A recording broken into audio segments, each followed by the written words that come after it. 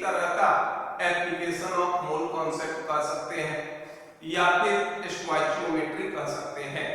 लेकिन इसमें अंतर ये होता है कि हम लोग जो कैलकुलेशन करते हैं वो गैसीय रिएक्शन का करते हैं, यानी गैसीय रिएक्शन का मतलब वैसी अभिक्रिया जिसमें रिएक्टेंट और प्रोडक्ट दोनों का अवस्था गैस होता है।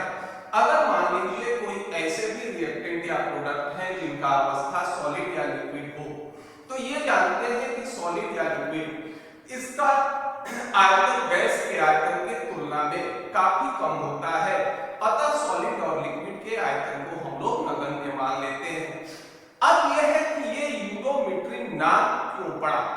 इस यूरोमेट्री में हम लोग ये करते हैं कि इसमें एक स्पेशल टाइप ऑफ ट्यूब में ये रिएक्शन कराते हैं और इस ट्यूब का नाम होता है यूरोमीटर।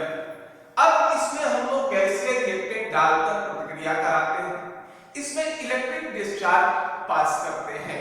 इलेक्ट्रिक डिस्चार्ज पास करेंगे तो रिएक्शंस होंगे और रिएक्शन के फलस्वरूप गैसीय प्रोडक्ट का निर्माण होगा।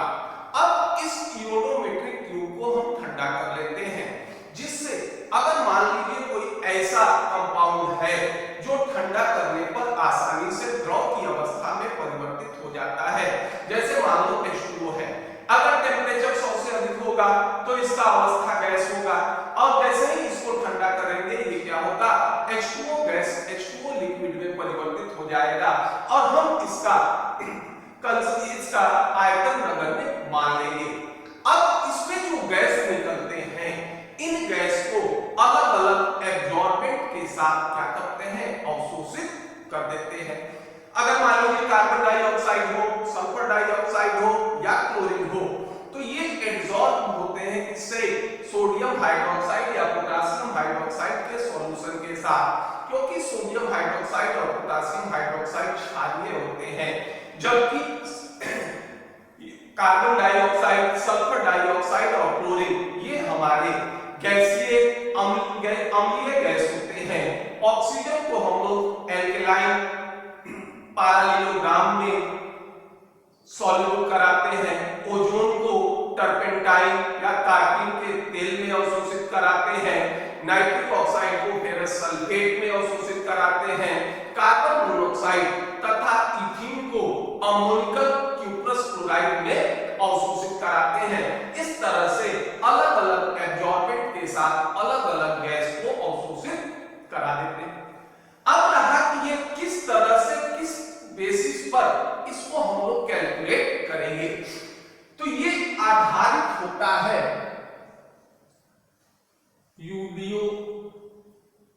यूलियोमीटर। देखिए ये आधारित होता है किस पर, एवोगाड्रो लॉ पर। ये एवोगाड्रोस लॉ पे आधारित होते हैं। एवोगाड्रो लॉ क्या कहता है, ये कहता है कि at constant temperature and pressure equal volume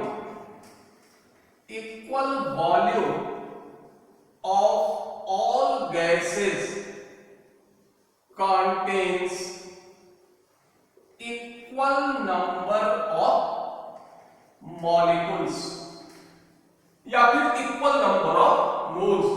इसी पर यह पूरा का पूरा यूरोमेट्री आधारित होता है।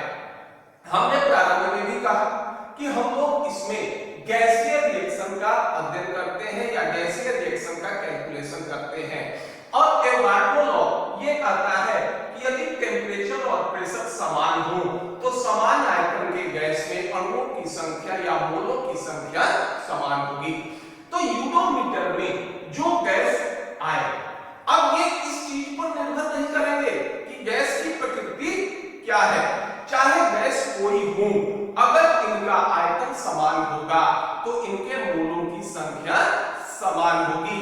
यही इस टॉपिक का मेन या ये कह सकते हैं कि की पॉइंट है। और इसको फिर एक बार कर रहे हैं कि ये इंडिकेट करेगा कि गैसों के अणुओं का आयतन गैसों की प्रकृति पर निर्भर नहीं करता। तो जब गैस के अणुओं का आयतन इसकी प्रकृति पर निर्भर नहीं करता तो इसका सीधा मतलब है कि यदि गैसों का आयतन समान होगा तो इसके की संख्या समान होगी। और इस तरह से हम लोग किसी भी गैसीय इक्वेशन या गैसीय समीकरण का एनालिसिस करते हैं। ये हमारा कहलाता है क्या, यूडोमीटर कहलाता है। अब इसका एक क्वेश्चन देखते हैं। इसमें हम लोग अलग अलग तरह के पॉसिबिलिटीज को इंडिकेट करेंगे। सबसे पहला क्वेश्चन है what volume of oxygen is required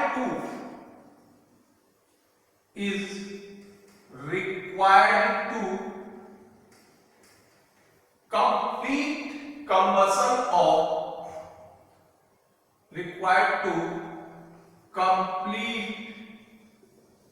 combustion of 18.2 liter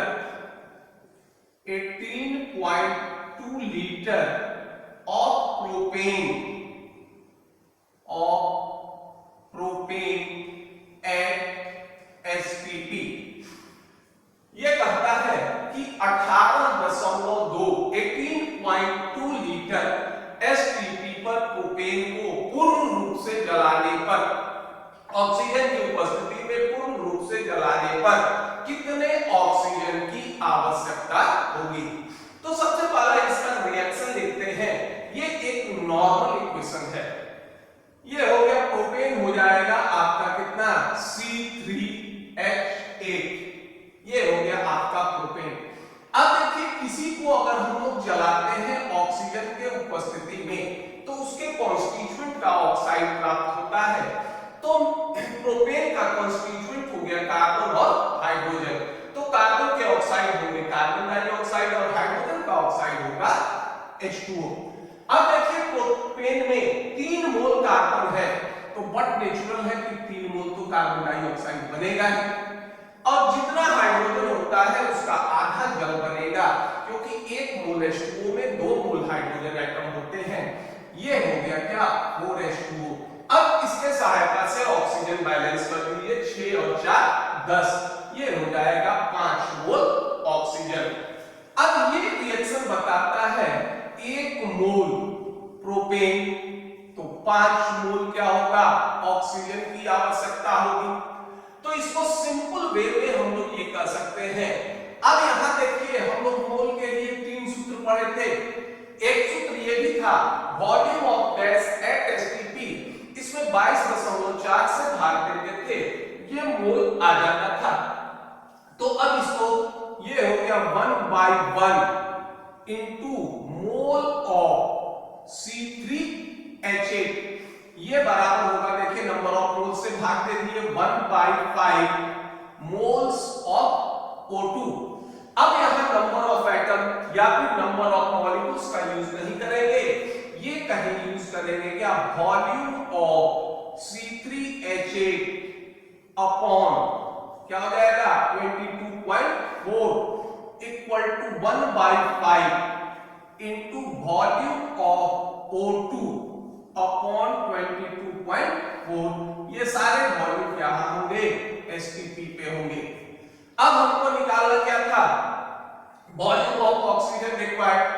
volume of propane कितना दिया हुआ है 18.2, ये हो गया आपका 18.2 अपॉन 22.4। अब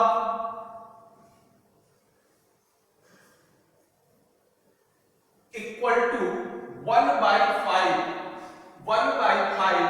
इनटू वॉल्यूम ऑफ O2 निकालना है आपको, वॉल्यूम ऑफ O2 अपॉन 22.4। अब इसको तिरछा तिरछी गुना कर लीजिए, ये हो गया वॉल्यूम ऑफ O2 बराबर होगा 5 इनटू 22.4 इनटू 18.2 अपॉन 22.4 लीटर। ये कैंसिल हो जाएगा, ये होगा 91.0 लीटर।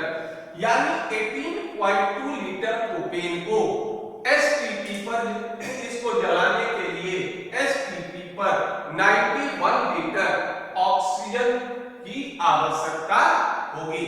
और इस तरह से ये हम लोग यहाँ पर इस गैसीय रिएक्शन का में ऑक्सीजन का वॉल्यूम हम लोग निकाल सकते हैं। अब आप इसको मिटा लीजिए।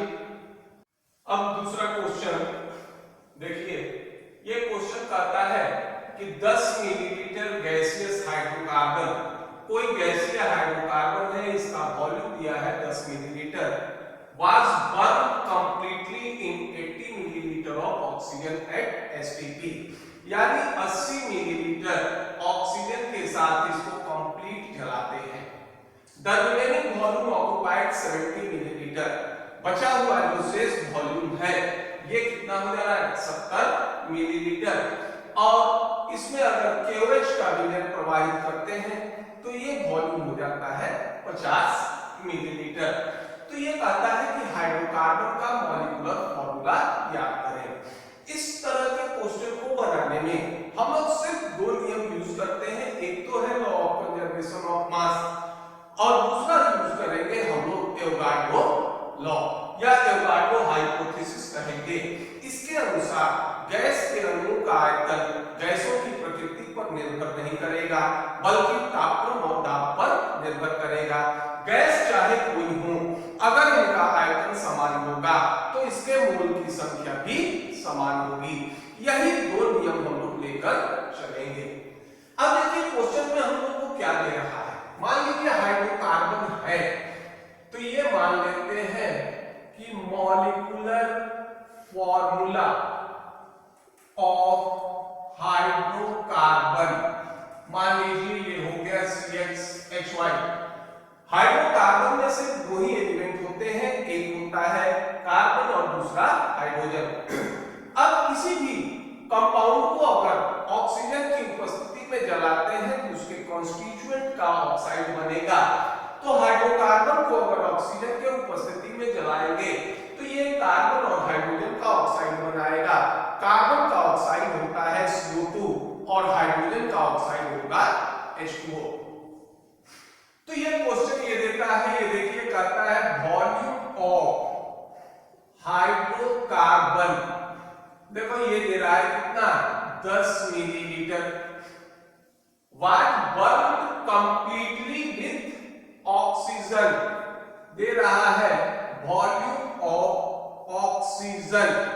ये ऑक्सीजन क्या हो गया टोटल है, ये हो गया आपका 80 millilitre.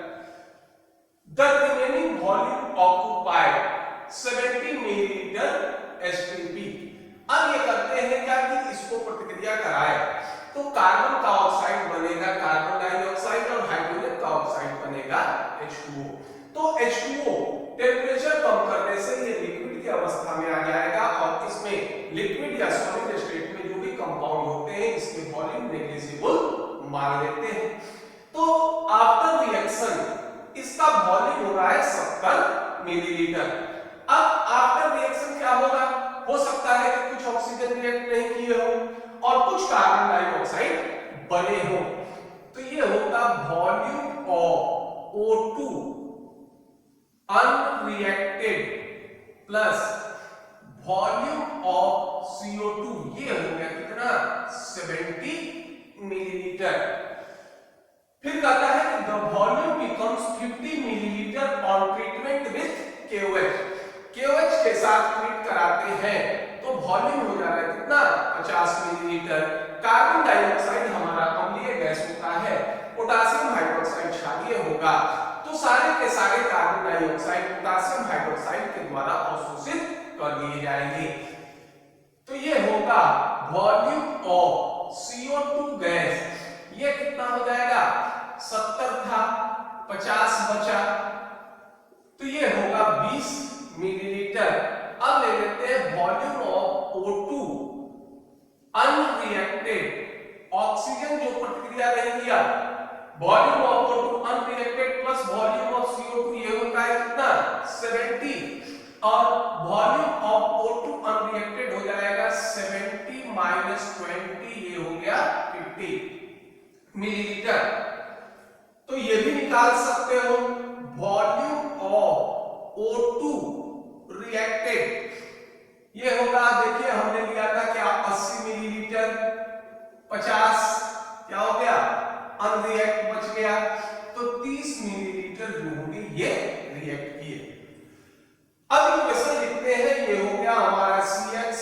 HY plus O2 gives out CO2 plus H2O। अब हम इस रिएक्शन को बैलेंस नहीं कर सकते क्योंकि X और Y ये कार्बन और हाइड्रोजन का कोफिशिएंट हमारे पास नहीं है।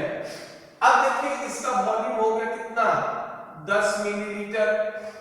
ऑक्सीजन रिएक्टेड हो गया कितना, 30 मिलीलीटर। कार्बन डाइऑक्साइड बना कितना, ये बन गया कितना, 20 मिलीलीटर। और इस तरह से सारे वॉल्यूम हम लोग निकाल दिए। अब law of conservation of mass कहेगा कि ये जो हाइड्रोकार्बन का कार्बन है ये कहां आ रहा है, कार्बन डाइऑक्साइड। हाइड्रोकार्बन का हाइड्रोजन कहां आ रहा है, ये आ रहा है H2O में। अब इसके एटम को क्या करते हैं, बराबर करते हैं। तो सबसे पहले ये फॉर कार्बन एटम यूज करो, for carbon atom mole of carbon in CXHY बराबर कितने का होगा, ये कार्बन कहां आया, कार्बन डाइऑक्साइड के कार्बन में, और एक मोल कार्बन डाइऑक्साइड में एक मोल कार्बन होता है 1 इंटू ये हो गया मोल ऑफ CO2। अब इसका क्या है, देखिए यहां एक चीज हो गया कि 10 मिलीलीटर है, तो मिलीलीटर को हम लोग क्या करेंगे, मोल में चेंज कर देंगे। कारण ये होता है कि मोल बराबर होता है volume of gas at SPP बटा 22.4। तो 22.4 ये कांस्टेंट क्वांटिटीज है, तो mole directly proportional to volume of gas. तो ये जो 10 मिलीलीटर, 30 मिलीलीटर या 20 मिलीलीटर था, तो ये हो जाएगा आपका 20 मोल हो जाएगा, ये आपका 30 मोल हो जाएगा, और ये आपका क्या होगा, 10 मोल होगा। अब हाइड्रोकार्बन का कार्बन आया कहां, कार्बन डाइऑक्साइड में। अब इसका कितना है, 10 मोल, तो ये हो गया 10x बराबर कितना हो गया, मोल ऑफ CO2 कितना था, 20। इसलिए x का कोफिशिएंट हो गया 20/10, ये हो गया 2। तो x का मान हो गया कितना, 2। अब यहां से हम लोग क्या निकालेंगे, पहले निकालते हैं ऑक्सीजन, फॉर ऑक्सीजन एटम। अब देखो एक मोल ऑक्सीजन में 2 एटम होगा, तो ये होगा 2 इंटू मोल ऑफ O2, ये बराबर किसके होगा, 1 इंटू मोल ऑफ H2O। अब देखिए ये कितना हो गया, 30 मोल था, तो 2 गुने 30 बराबर हो गया कितना, ये हो गया मोल ऑफ H2O। इसलिए H2O ये हो जाएगा mole of H2O, mole of H2O ये बराबर हो गया कितना, 60 मोल। अब हाइड्रोजन के लिए देखो, फॉर हाइड्रोजन एटम क्या हो गया, देखिए mole of hydrogen in CXHY। अब ये हाइड्रोजन कहां गया, जल में गया, तो ये बराबर होगा 2 इंटू एक मोल जल में 2 मोल हाइड्रोजन होता है, तो ये हो गया 2 इंटू मोल ऑफ H2O। अब मोल ऑफ हाइड्रोजन ये क्या हो गया, 10y बराबर हो गया 2 इंटू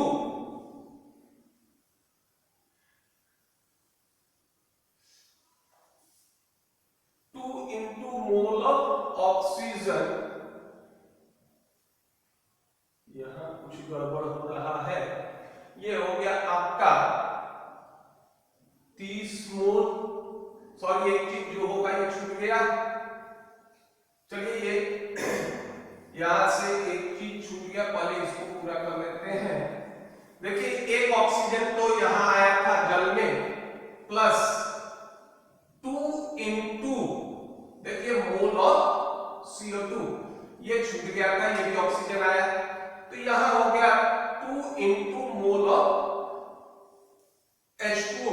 H2O का मोल कितना था, H2O का मोल था, अभी हमने निकाला था कितना, 30।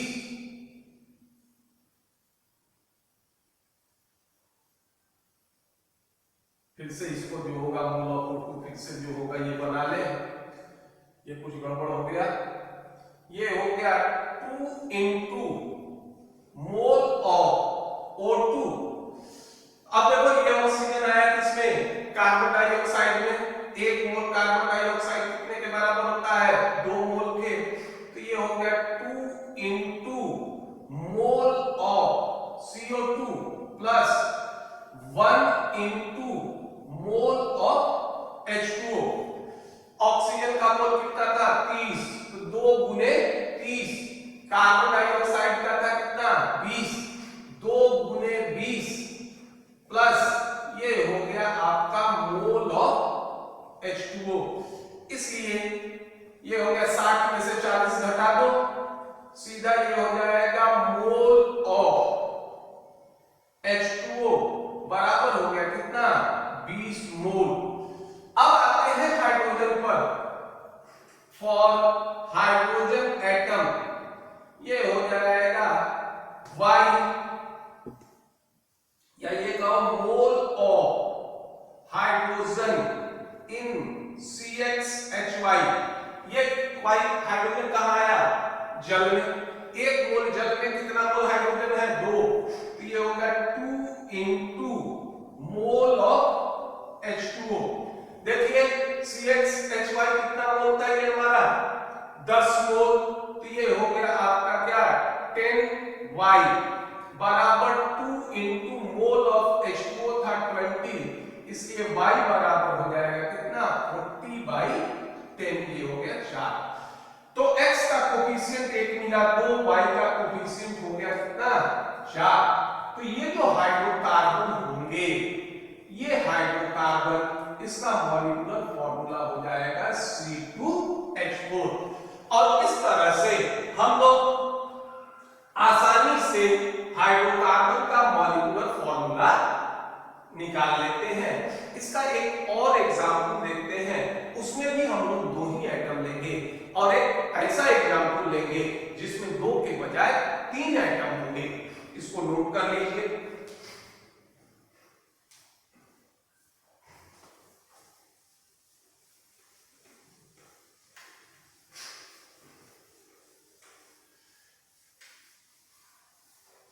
तीसरा क्वेश्चन ये है कि each 16 millilitre of hydrocarbon,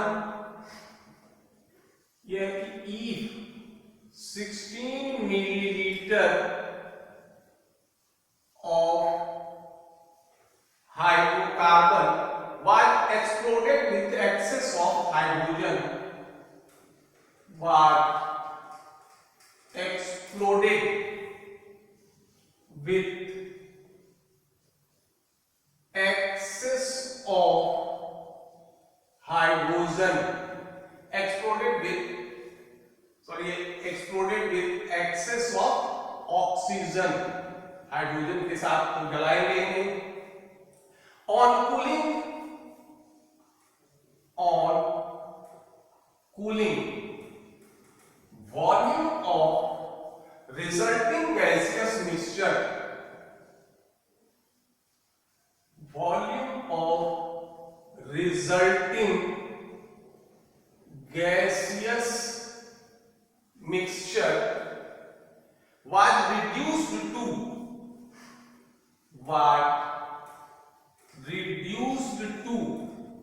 48 milliliter when KOH was added, when KOH was added, further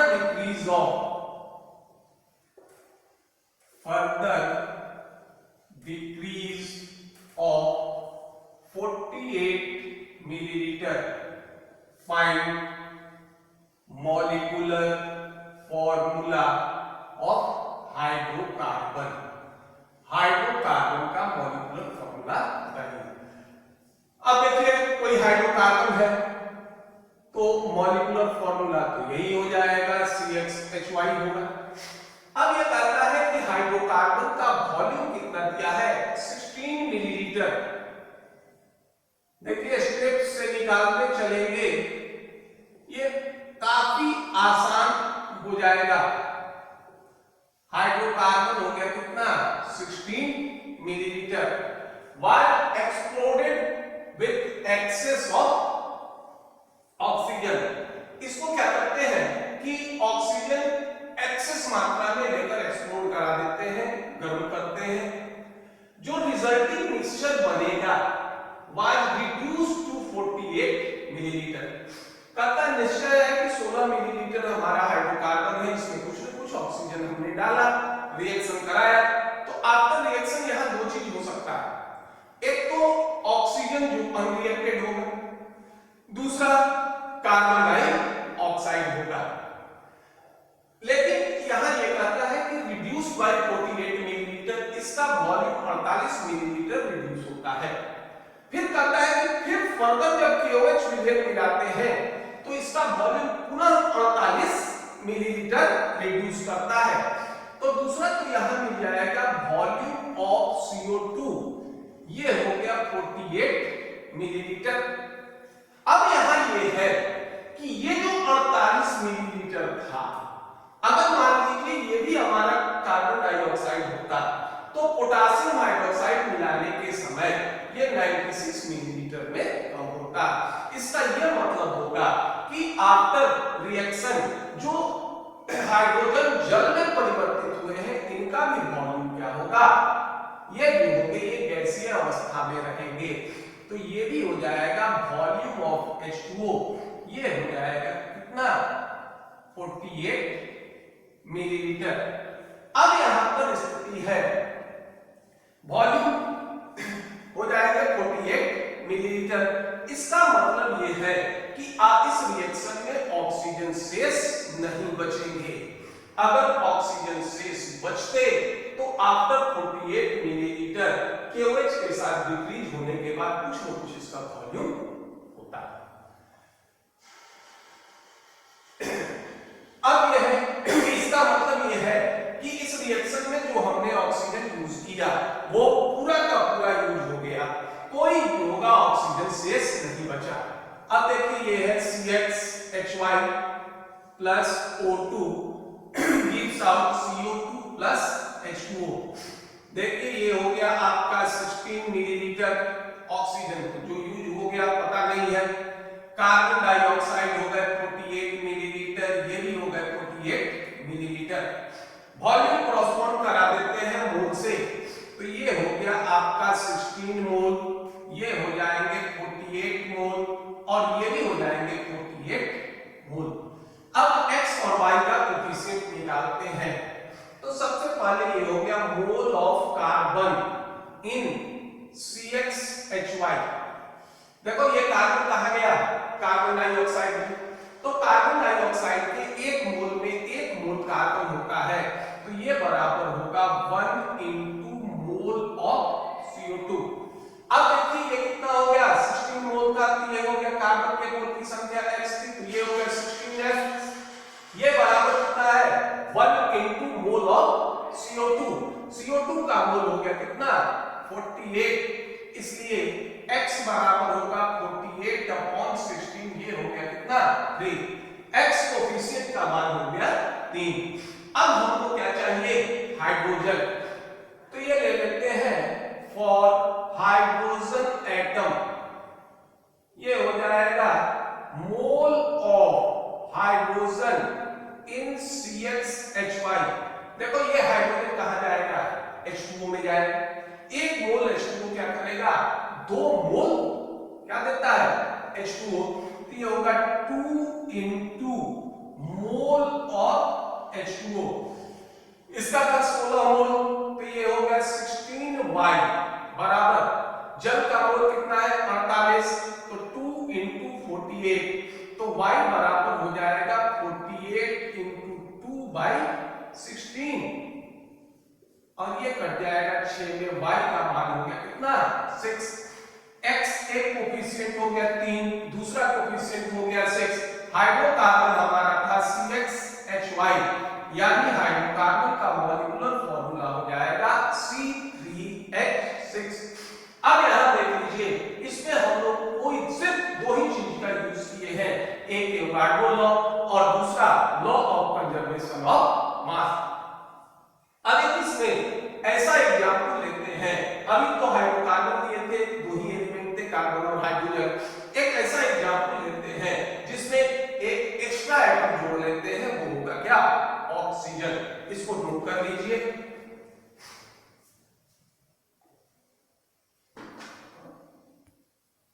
अब ये अगला क्वेश्चन है। अभी तक हम लोग जो क्वेश्चन देखे उसमें दो ही एटम यूज किए थे, इसमें देखिए तीन एटम यूज कर रहे हैं, एक कार्बन है, दूसरा हाइड्रोजन है और तीसरा ऑक्सीजन है। तो ये कहता है कि कोई गैसीय कंपाउंड है जो कार्बन हाइड्रोजन ऑक्सीजन रखता है, was mixed with 100 millilitre of O2। तो सबसे पहला ये हो गया, फर्स्ट तो ये चीज है वॉल्यूम ऑफ कंपाउंड।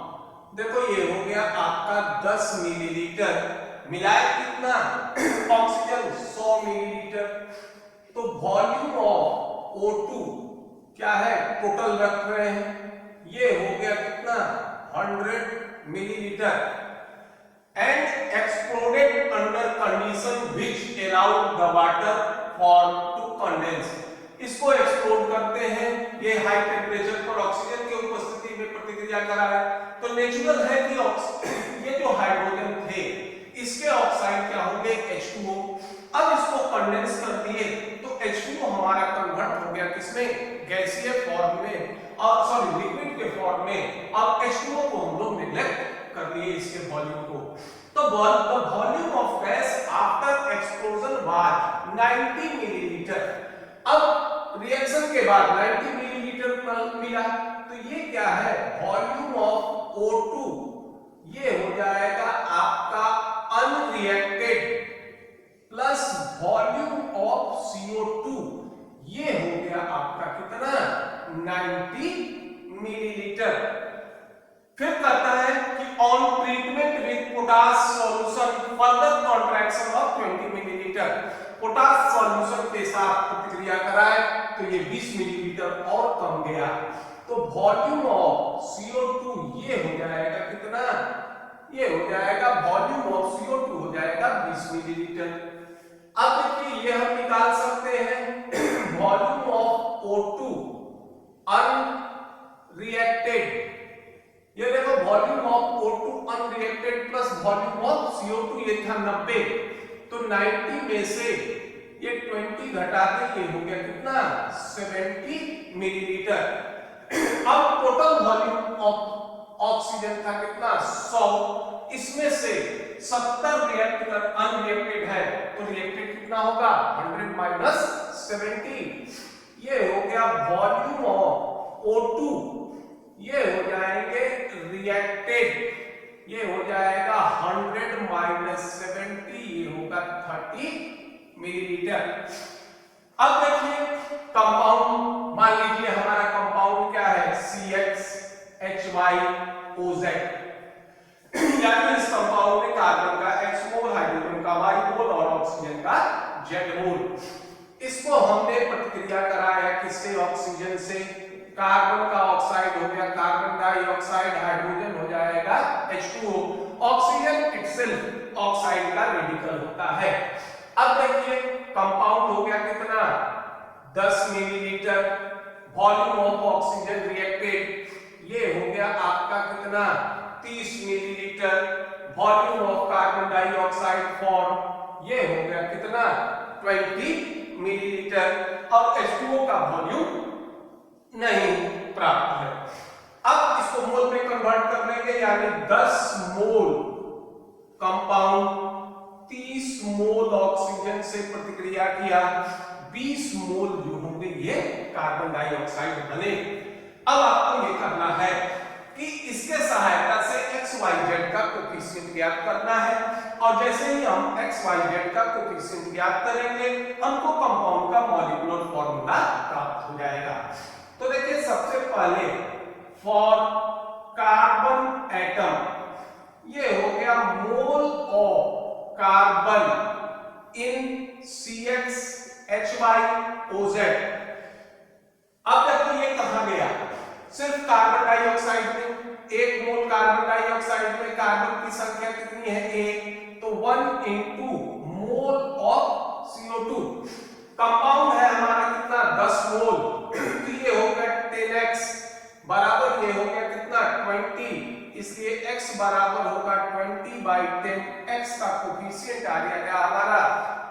का कोफिशिएंट आ गया कितना 2 मोल। अब दूसरा करते हैं क्या फॉर हाइड्रोजन एटम ज्ञात कर, तो ये हो जाएगा mole of hydrogen in CHHYOZ। अब देखिए ये हाइड्रोजन कहां गया H2O में, 1 मोल H2O में 2 मोल हाइड्रोजन, तो ये हो गया 2 into मोल ऑफ H2O। अब देखिए ये था हमारा कितना 10 मोल, तो ये हो गया 10Y बराबर 2 into मोल ऑफ H2O।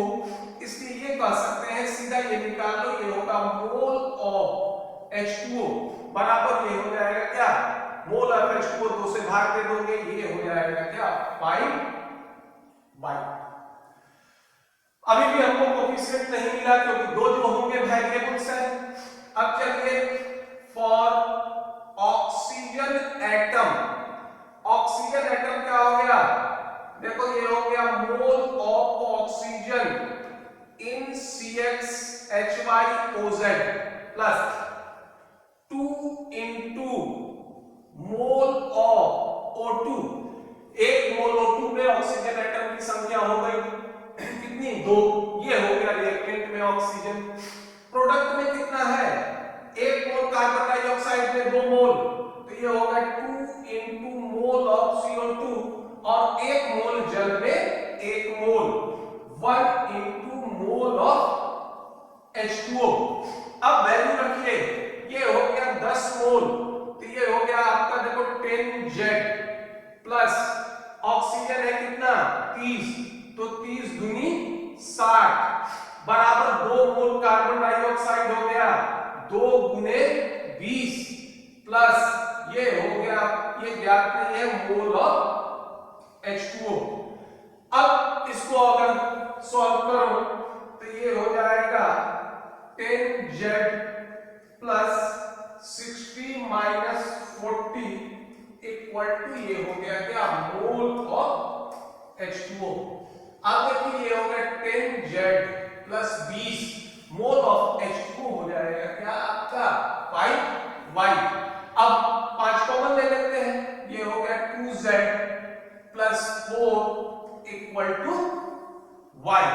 अब ये हो जाएगा Y minus 2Z equal to 4, ये हो जाएगा इसको मान लो ये हो गया आपका क्या समीकरण 1। Y equal to 2Z equal to 4।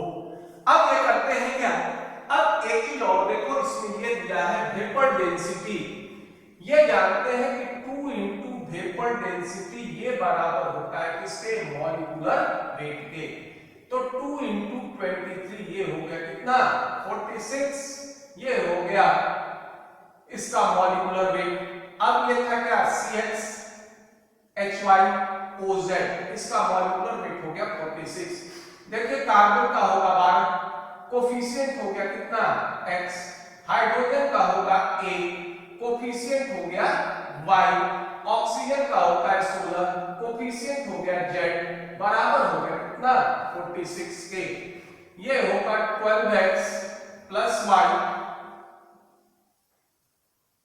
नहीं x का तो मान है हमारे पास 2 कर लो, x का तो मान निकाल दिए हैं, ये हो गया 12 गुने 2, ये हो गया 24 plus y plus 16z equal to ये हो गया 46।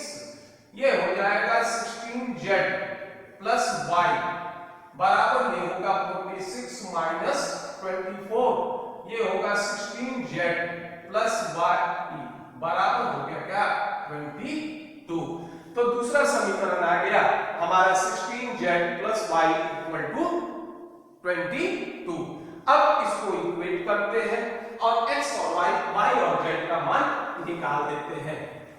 कुछ देखिए इसमें निकाल दूं।